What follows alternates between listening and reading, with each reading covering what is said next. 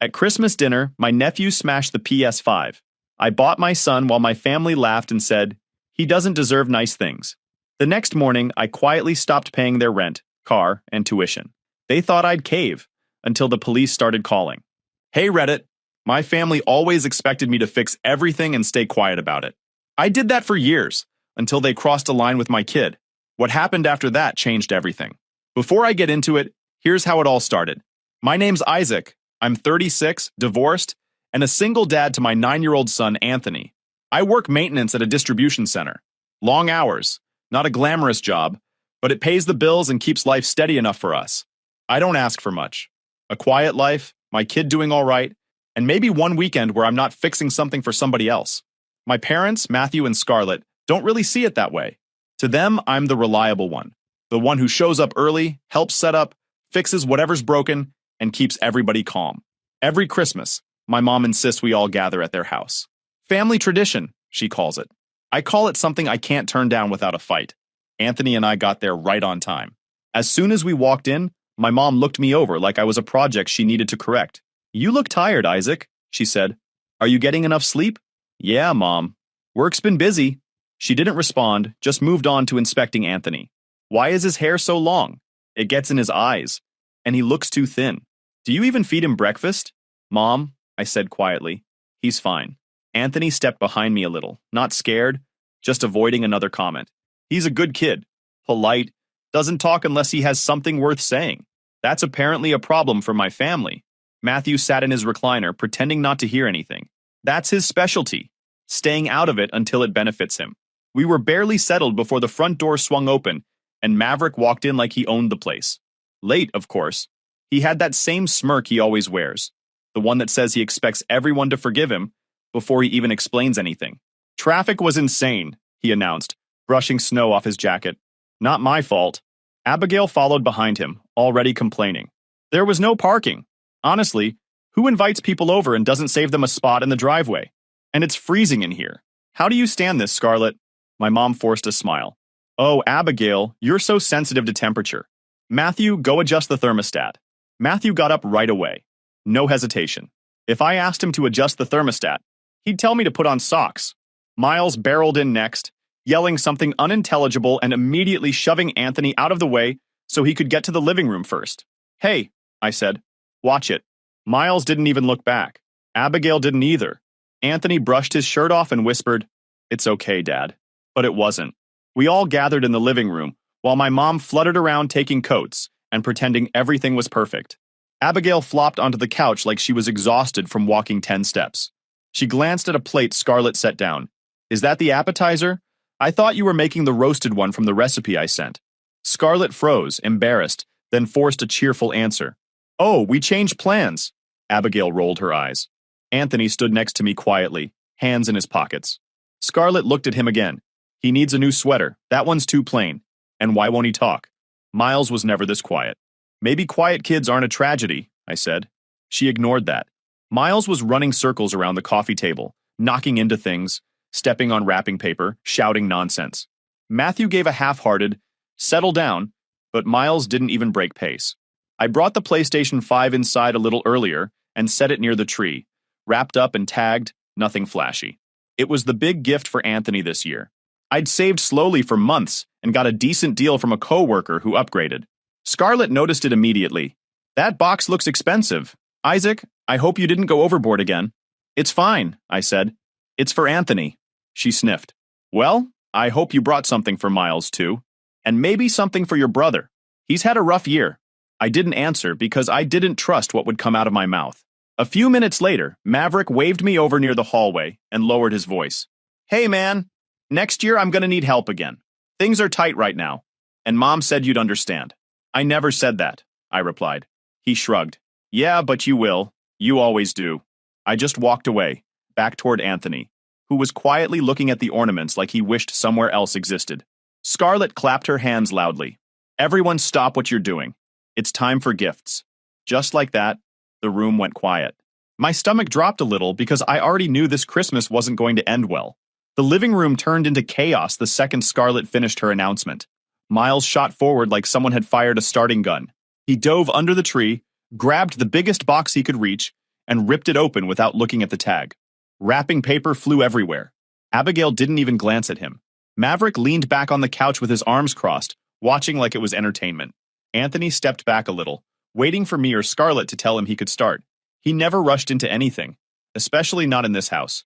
I nodded, and he quietly crouched near the tree, checking tags before touching anything. His fingers traced the edges of one of the smaller gifts from my parents. He opened it slowly. New gloves, nothing special, but he smiled and whispered, "Thank you," like someone who didn't expect much in the first place. Meanwhile, Miles was yelling, "Is this it? Is there more? Where's the good stuff?" He tossed boxes aside as soon as he opened them. Some still had clothes half hanging out of the packaging. Scarlett chased behind him like he was a toddler. "Oh, be grateful, sweetheart," she said, even though he clearly wasn't listening. Anthony placed his opened glove box neatly next to him, and didn't reach for another gift until he made eye contact with me again. I nodded again. He went for the next one. Scarlett's voice cut through the room. "Go on, Anthony. Open the big one your dad brought." I felt everyone's attention shift toward the PlayStation 5 box. Miles froze mid-movement. Abigail's eyes flicked over with instant judgment. Maverick sighed, already annoyed. Anthony carefully pulled the wrapping paper apart, not tearing it, folding it. And when the logo appeared, he stopped. His shoulders raised a little, like he was holding in a breath. A tiny smile slipped out.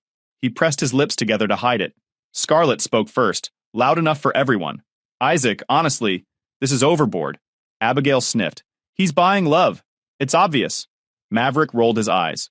"Trying too hard, man." Anthony looked down quickly, shoulders tightening. Miles's expression twisted right away. Anger, jealousy, irritation. Like someone had stolen something from him. "That's not fair," Miles yelled. "Why does he get that?" Scarlett jumped in. "Miles, honey, you got plenty of nice things." "No, I didn't. Not like that." He stomped toward Anthony. Abigail leaned back on the couch and said loud enough for Anthony to hear, "Some people don't need these things. It's not like they earned it." Anthony froze again, but the smile disappeared. His hands were still on the box. He didn't lift it. He didn't even look up. Miles marched straight toward him, and before I could move, he grabbed the PlayStation 5 box with both hands and yanked it out of Anthony's lap. Anthony's head jerked up in shock. "Hey," I said, standing up immediately. My voice came out low but sharp. Miles didn't care. He held the box against his chest and glared at Anthony like he was the one who'd done something wrong. "My dad says you don't deserve stuff like this." I felt the whole room shift. Even Maverick looked at me for a second before pretending he didn't. "Give it back," I said, but I didn't raise my voice. Miles didn't. He took 3 steps back, turned toward the foyer, and threw the box with everything he had. It hit the hardwood, bounced, slid, and cracked against the bottom stair. The plastic made a sound you don't forget. Anthony's face dropped instantly. No crying, no yelling, just this blank look like something inside him folded in half. Scarlett gasped and pointed at me. "Isaac, why on earth would you bring something so fragile here? You know how kids get." I stared at her. "He threw it." She waved that off like it didn't matter. "You should have known better." Matthew didn't look up from his recliner. "Miles is just spirited. Don't ruin Christmas over this." Abigail actually smirked, like she enjoyed watching it play out. Maverick stayed still, arms crossed, saying nothing. He wasn't embarrassed. He looked almost satisfied.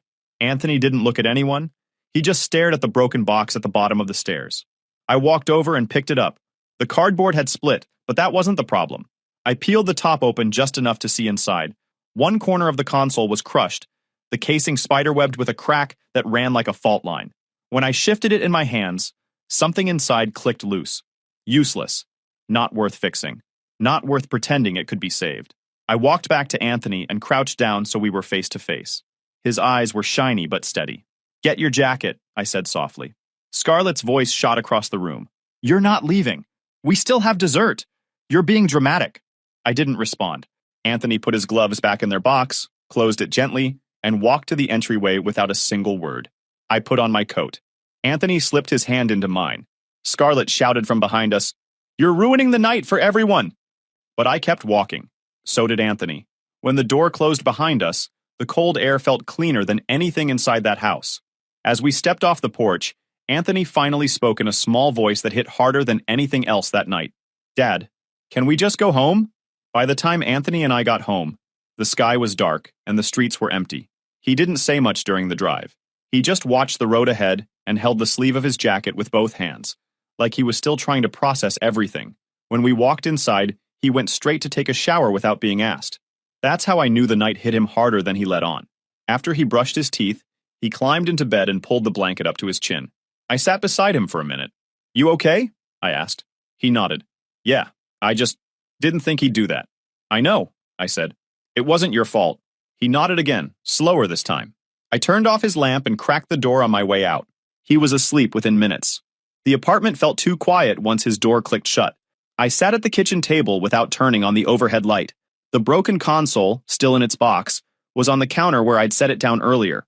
Instead, I leaned back in my chair and let my mind settle. Not drift, not spiral. Just settle enough to see things clearly. For more than 2 years, I'd been covering a chunk of Maverick's rent. It started after he lost one of his jobs. He said it was temporary.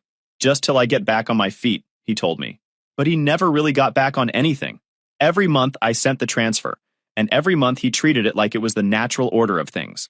Then came the car payment. He wanted a newer SUV for the kids. He told me he'd pay it himself once tax season hit. That was over a year and a half ago. And it wasn't that he forgot. It was that he'd let it fall behind and counted on me to catch it at the last second.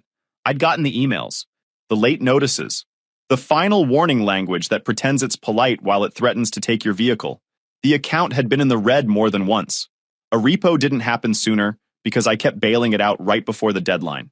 My money wasn't helping him build a life. It was just delaying consequences.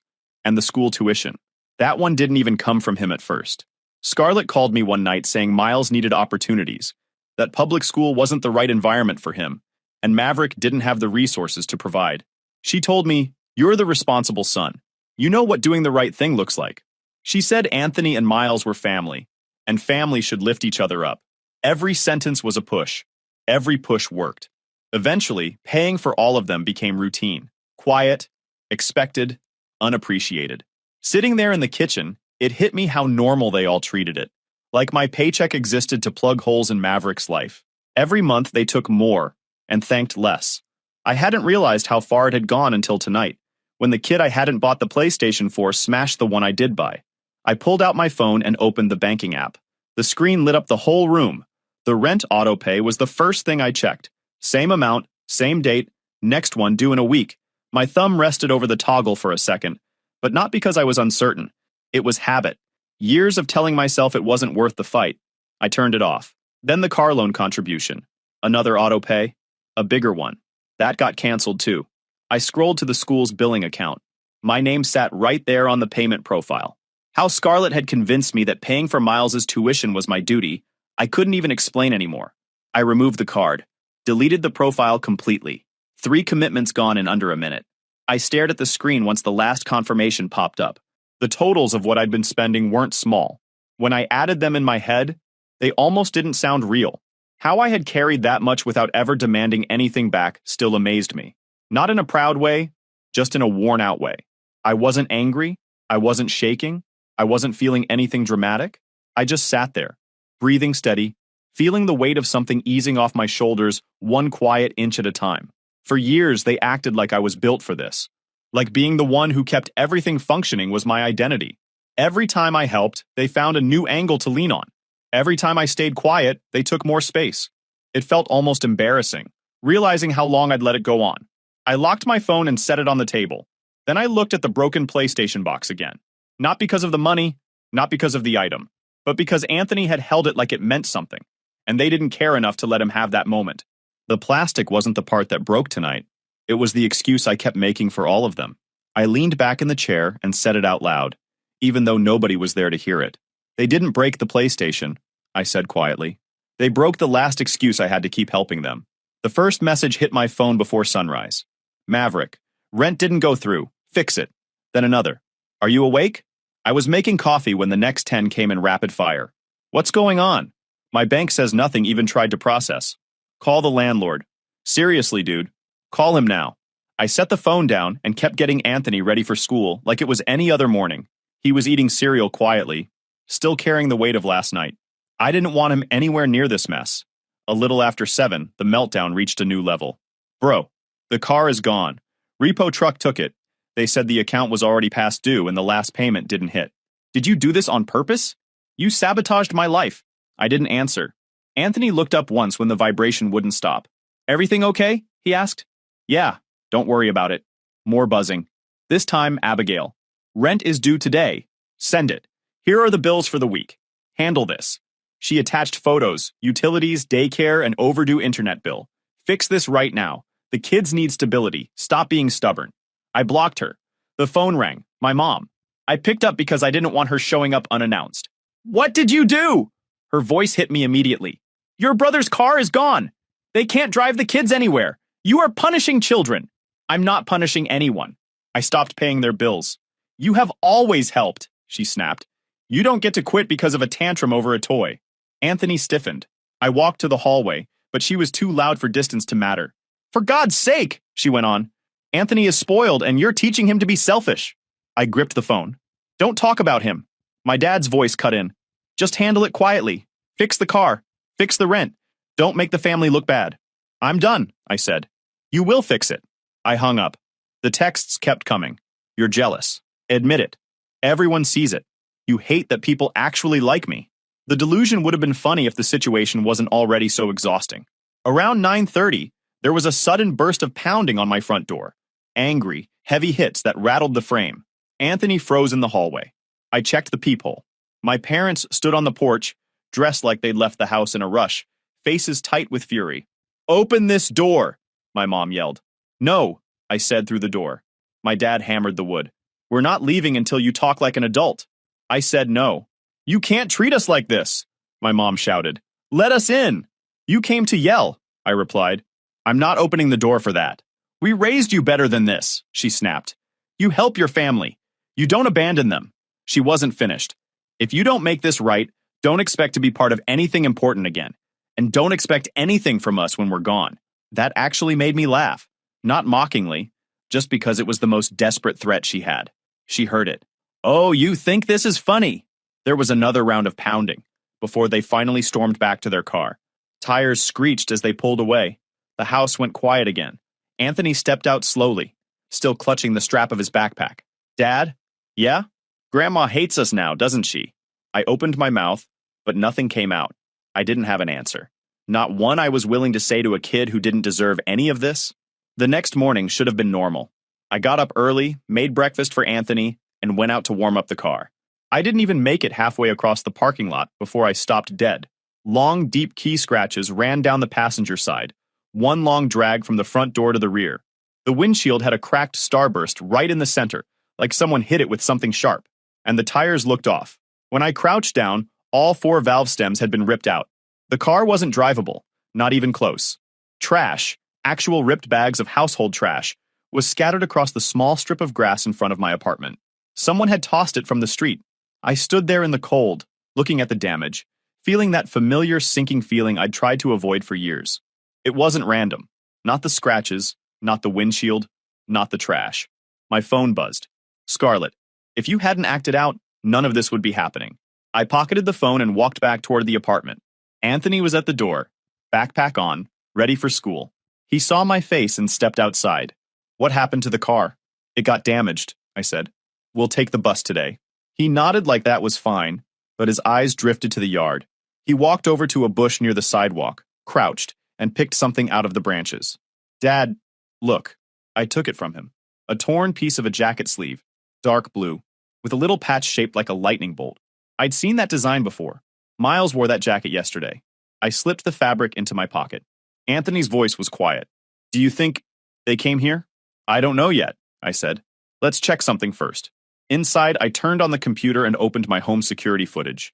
I'd installed a basic set of cameras after the divorce. Nothing expensive, just enough to watch the driveway and the front door. I pulled up last night's timeline. At 1:43 a.m., the driveway camera picked up movement. A figure walking slowly past my car. Hoodie up, shoulders hunched, but the body shape and height matched Maverick too closely for coincidence. He walked around the car once, paused, then moved toward the side of the house and out of frame. My stomach tightened. I checked the side camera next. At 2:17 a.m., it caught someone smaller, much smaller, walking along the edge of the grass with their hands in their pockets.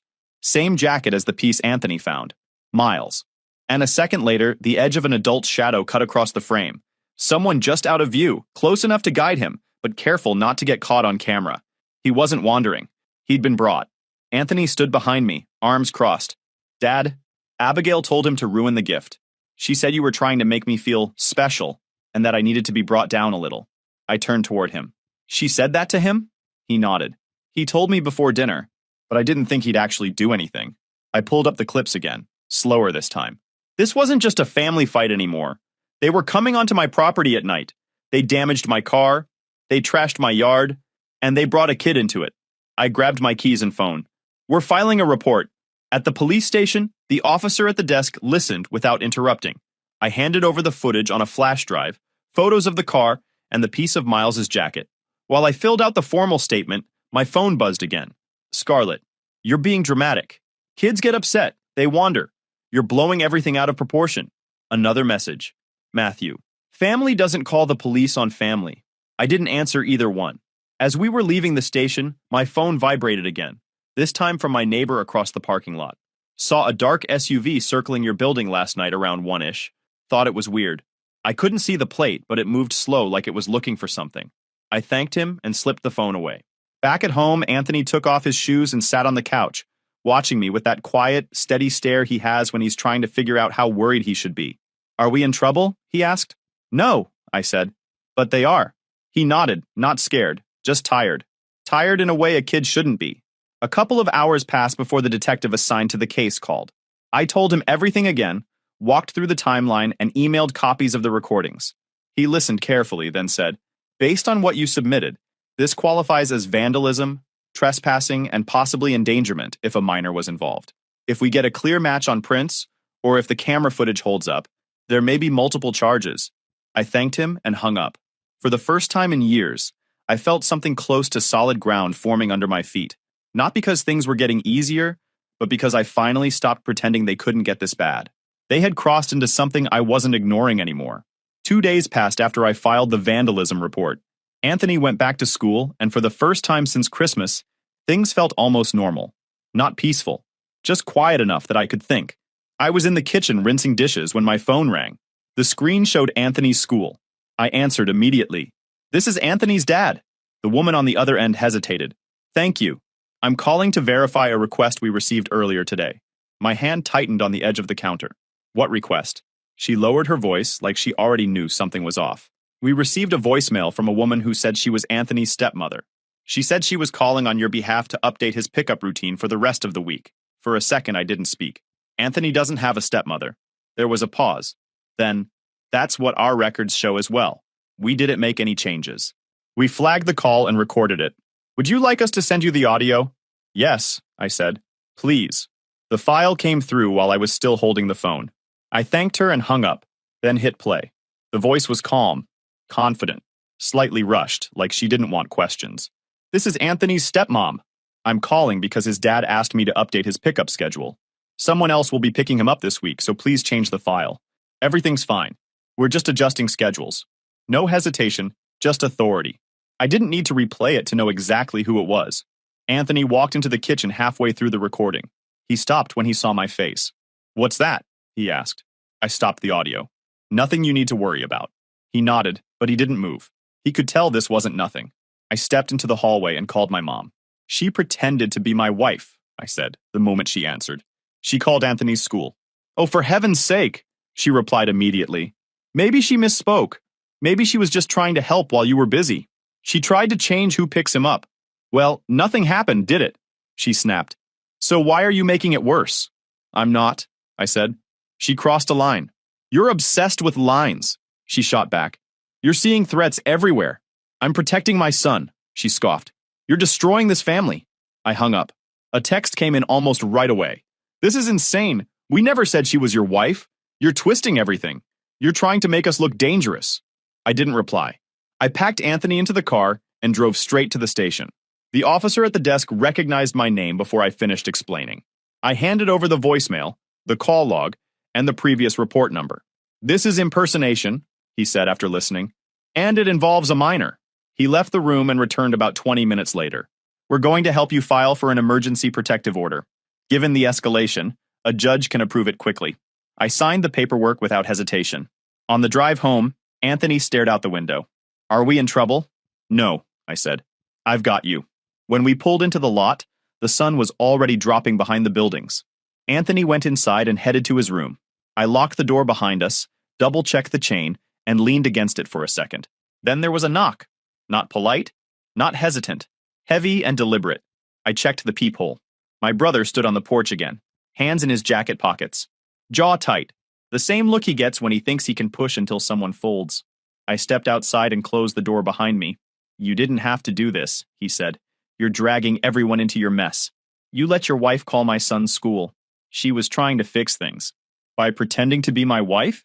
He looked away, then back. She didn't think it would go this far. You came onto my property.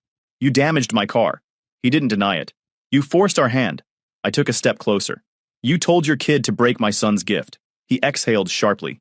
She told him to. Said Anthony needed to be humbled.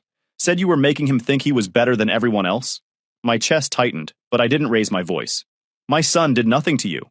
You think you're innocent here? He said. You think you're the good guy? I turned around, opened the door, and shut it. Anthony stood in the hallway, eyes wide. Is he gone? He asked. Yes. Is he coming back? No, I said. He's not. An hour later, my phone rang again. Same detective. We got preliminary forensic results, he said. We pulled usable prints off your gas cap. We can't tell you whose yet, but they're strong enough to compare, and we're working a match. Combined with the footage, we're moving forward. I thanked him and hung up. My phone buzzed once more. Scarlett, you're destroying this family. I stared at the message until the screen dimmed. Then I set the phone down, walked to Anthony's doorway, and watched him doing homework at his desk, pencil moving steadily like none of this chaos should ever be part of his world. I didn't destroy anything. I finally stopped letting them destroy us. The legal stuff didn't explode all at once. It came in pieces. Emails, phone calls, paperwork that showed up in plain envelopes, property damage, impersonation, harassment. Each charge felt heavy when I read it, but not surprising. It was like watching something I already knew finally get written down by someone else. My brother tried once to reach out through a mutual contact. It didn't work. His wife didn't try at all after the protective order went through. Everything went quiet on their end, the way it does when people realize consequences don't care how loud they get. My parents, though, stayed loud. The first message came a week later. This has gone too far. You need to fix this.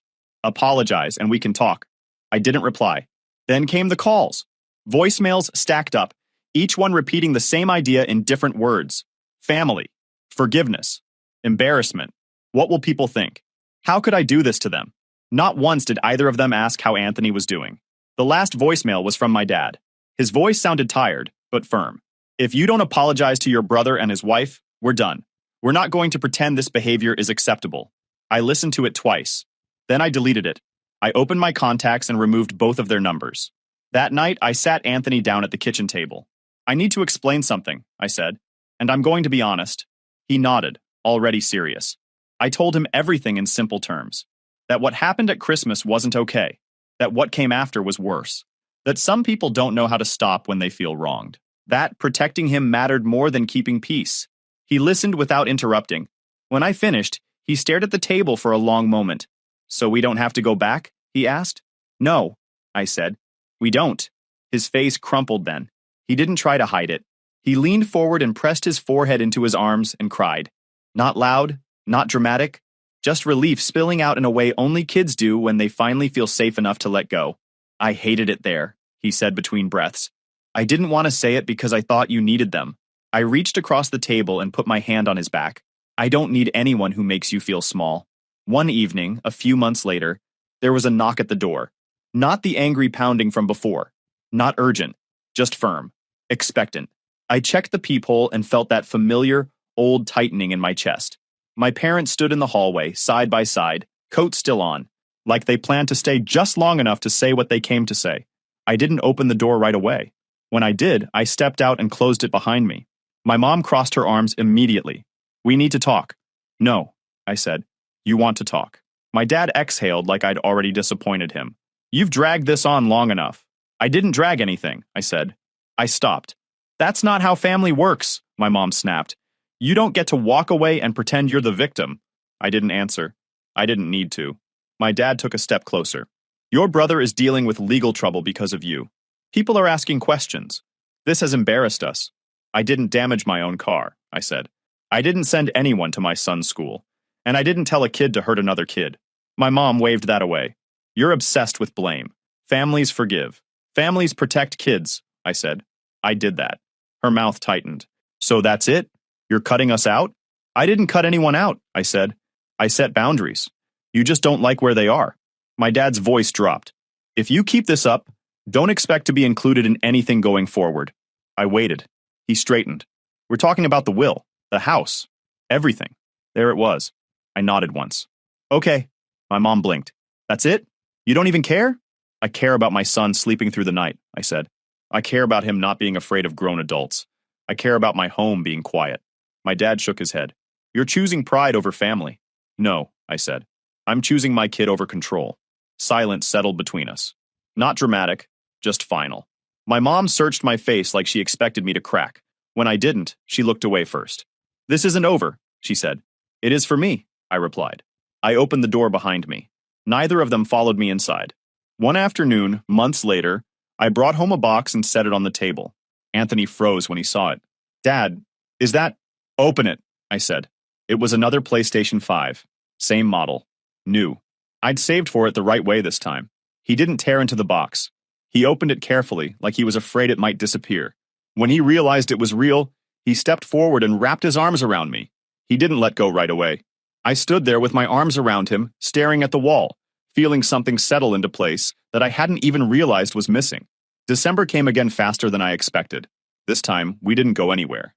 We cooked together on Christmas Eve, burned the first batch of food, laughed about it. Anthony insisted on picking the music.